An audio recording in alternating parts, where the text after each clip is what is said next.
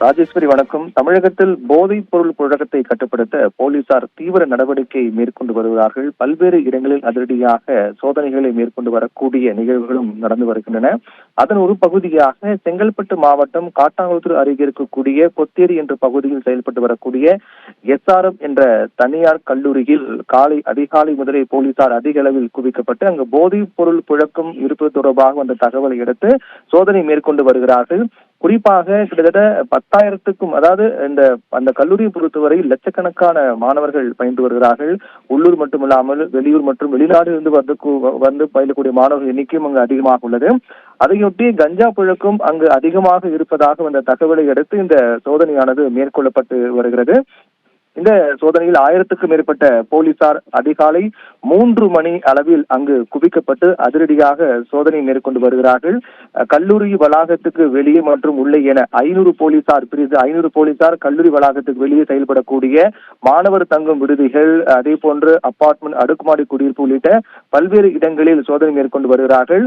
கல்லூரி வளாகத்துக்கு உள்ளே 500 போலீசார் சென்று அங்கு இருக்கக்கூடிய மாணவர் விடுதி உள்ளிட்ட பல்வேறு இடங்களில் அங்கு இருக்கக்கூடிய மாணவர்களுடைய அவர்கள் பயன்படுத்தக்கூடிய பைகள் எல்லாம் கைப்பற்றி போதைப் பொருள் ஏதேனும் இருக்கிறதா, கஞ்சா உள்ளிட்ட போதைப் பொருள் இருக்கிறதா என்பது தொடர்பாக போலீசார் சோதனை மேற்கொண்டு வருகிறார்கள். இப்படியாக இந்த சோதனை என்பது அந்த பகுதியில் பரபரப்பு ஏற்படுத்தியிருக்கிறது. இந்த போலீசார் சோதனையை பொறுத்தவரையில் தாம்பரம் போலீஸ் கமிஷனர் தலைமையில் போலீசார் இந்த சோதனை மேற்கொண்டு வருகிறார்கள். அதில் அடிஷனல் கமிஷனர் மகேஸ்வரி மற்றும் தாம்பரம் துணை ஆணையர் பவன்குமார் மற்றும் 20க்கும் மேற்பட்ட உதவி ஆணையர்கள் அவர்களின் தலைமையில் 1000க்கும் மேற்பட்ட போலீசார் அங்கு குவிக்கப்பட்டு இந்த சோதனையானது மேற்கொள்ளப்பட்டு வருகிறது.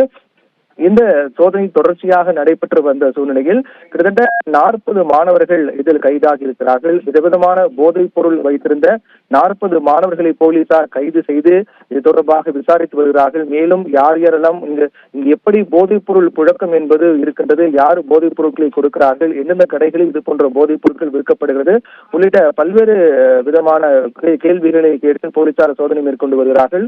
ஒரே நேரத்தில் 1000 போலீசார் குவிந்து அதிரடியான சோதனை மேற்கொண்டு 40 மாணவர்களை கைது செய்திருக்கிறார்கள். கைது செய்யப்பட்ட மாணவர்களிடம் விதவிதமான போதைப் பொருட்கள் கைப்பற்றப்பட்டிருக்கின்றன என்றால் அந்த SRM கல்லூரி பொறுத்தவரையில் உள்ளூர் மாணவர்கள் மட்டுமில்லாமல் வெளிநாடுகளைச் சேர்ந்த மாணவர்களும் இங்கு கல்வி பயின்று வருகிறார்கள். அதன் காரணமாக போதைப் பொருள் புழக்கம் என்பது எங்கிருந்து அந்த போதைப் பொருட்கள் கிடைக்கின்றது உள்ளிட்ட பல்வேறு விசாரணைகள் போலீசார் மேற்கொண்டு வருகிறார்கள்.